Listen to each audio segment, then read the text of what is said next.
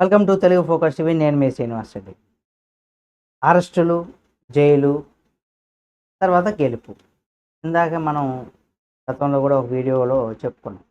ఇది ఏపీ రాజకీయాల్లో ఒక కొత్త ట్రెండ్ లాగా నడుస్తుంది. ప్రతి నేత జైలుకు బయలుదేరే ముందు ఓటర్ల మనసులో చోటు సంపాదించుకునే ప్రయత్నాలు, దానికి సంబంధించి వ్యూహాలు అయితే నడిపిస్తూ ఉన్నారు.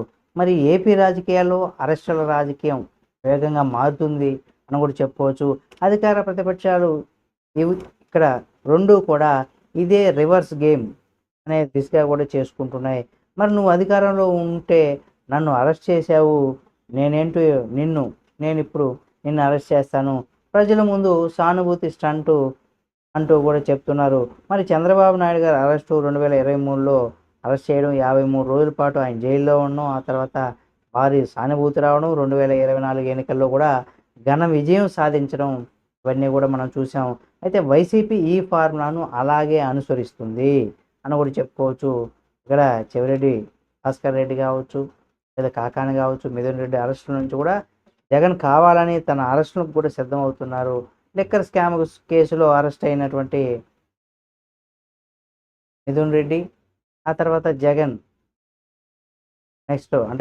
నెక్స్ట్ సింపతి గెలుచుకునే దిశగా కూడా ప్రయత్నాలు చేస్తున్నారని తెలుస్తుంది. ప్రజల్లో జైలు అంటే భయం లేదు, జైలు వెళ్ళింది నాయకుడు గుర్తింపు కోసమే, రాజకీయంగా ఇది సానుభూతి టెక్నిక్గా మారిందనేసి కూడా ముఖ్యంగా రాజకీయ విశ్లేషకులు అయితే చెప్తున్నారు.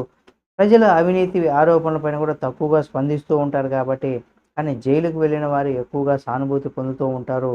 ఇటువంటి పరిస్థితుల్లో మరి జగన్మోహన్ రెడ్డి గారు అరెస్ట్ అయితే, జైలుకి వెళితే నిజంగా ఆ సానుభూతి ఎక్కువగా వస్తుందా లేదనేది కూడా చూడాల్సినటువంటి పరిస్థితి. చూద్దాం ఏం జరుగుతుంది ఏమనేది కూడా. ఈ వీడియో మీకు నచ్చితే లైక్ చేయండి. మరిన్ని వీడియోల కోసం మన Telugu focus TV channel subscribe చేసుకొని పక్కనే ఉన్న బెల్ బటన్ ఒకటి మాత్రం మర్చిపోకండి.